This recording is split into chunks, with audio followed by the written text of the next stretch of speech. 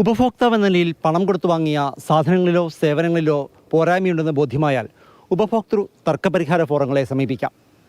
ഒരു വിനോദയാത്രയിലുണ്ടായ കഷ്ടനഷ്ടങ്ങളുടെ പേരിലാണ് മരട് സ്വദേശിയായ സുരേഷ് ബാബു തർക്കപരിഹാര ഫോറത്തെ സമീപിച്ചതും നഷ്ടപരിഹാരം നേടിയെടുത്തതും.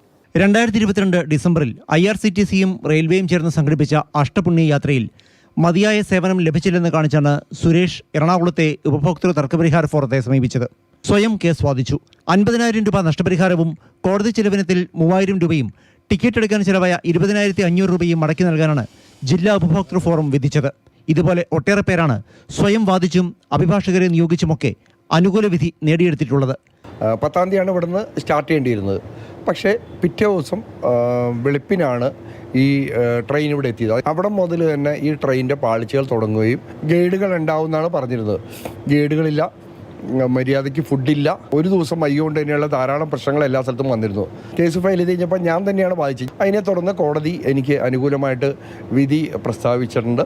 പണം മുടക്കി സ്വീകരിച്ച സേവനത്തിലെയോ ഉൽപ്പന്നത്തിലെയോ ന്യൂനതകളാണ് ഉപഭോക്തൃ ഫോറങ്ങളിൽ പരാതിയായി എത്തുന്നത്. സർവീസ് ന്യൂനതകൾ, അല്ലെങ്കിൽ മാനുഫാക്ചറിങ് ഡിഫക്റ്റ്, അല്ലെങ്കിൽ ഹൗസിംഗ് കൺസ്ട്രക്ഷനിലുള്ള ഡിലേ, അല്ലെങ്കിൽ അതിലുള്ള ഡിഫക്ട്സ്, അങ്ങനെയുള്ള മിക്ക കേസുകൾക്കും നമുക്ക് കൺസ്യൂമർ കോടതിയെ സമീപിക്കാവുന്നതാണ്. മെയിനായിട്ടും deficiency in service, manufacturing defect, unfair trade practice ഇതെല്ലാം ഉണ്ടായിരിക്കണം. ബാങ്കിങ്ങിലുള്ള ഡെഫിഷ്യൻസി ഇൻ സർവീസ്, ബാങ്കിങ്ങിൻ്റെ ഭാഗത്തുള്ള വേറെ എന്തെങ്കിലും അൺഫെയർ ട്രേഡ് പ്രാക്ടീസ്, അതിനൊക്കെ നമുക്ക് കൺസ്യൂമർ കോടതിയെ സമീപിക്കാവുന്നതാണ്. മെഡിക്കൽ നെഗ്ലിജൻസ്, ഡെന്റൽ നെഗ്ലിജൻസ്, വേറെ ഇഷ്യൂസ്, ഇതെല്ലാം നമുക്ക് കൺസ്യൂമർ അവിടെ ഒരു ഡെഫിഷ്യൻസി ഇൻ സർവീസ് ഉണ്ടായിരിക്കണം. ഏതെങ്കിലും ഒരു പ്രോഡക്റ്റ് വാങ്ങിക്കുകയാണെങ്കിൽ നമ്മളവിടെ ഒരു പാർട്ട് പേയ്മെൻ്റ് എങ്കിലും നടത്തിയിരിക്കണം. എന്നിട്ട് അതിൻ്റെ ഒരു ബില്ല് നമുക്ക് എന്തായാലും ഉണ്ടായിരിക്കണം. അപ്പം നമ്മൾ കൺസ്യൂമർ ആണെങ്കിൽ നമുക്ക് കൺസ്യൂമർ കോടതിയെ സമീപിക്കാം. ഡിസ്ട്രിക്ട് കമ്മീഷനിലാണെങ്കിൽ നമുക്ക് 50 ലക്ഷം വരെയുള്ള കേസുകളാണ് നമുക്ക് ഫയൽ ചെയ്യാൻ പറ്റുള്ളൂ.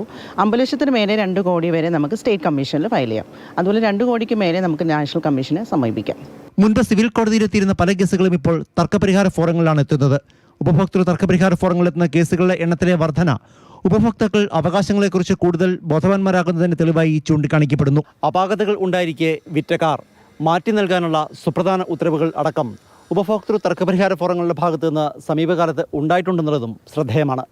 Pradeep Joseph, Mathrubhumi news, Kochi.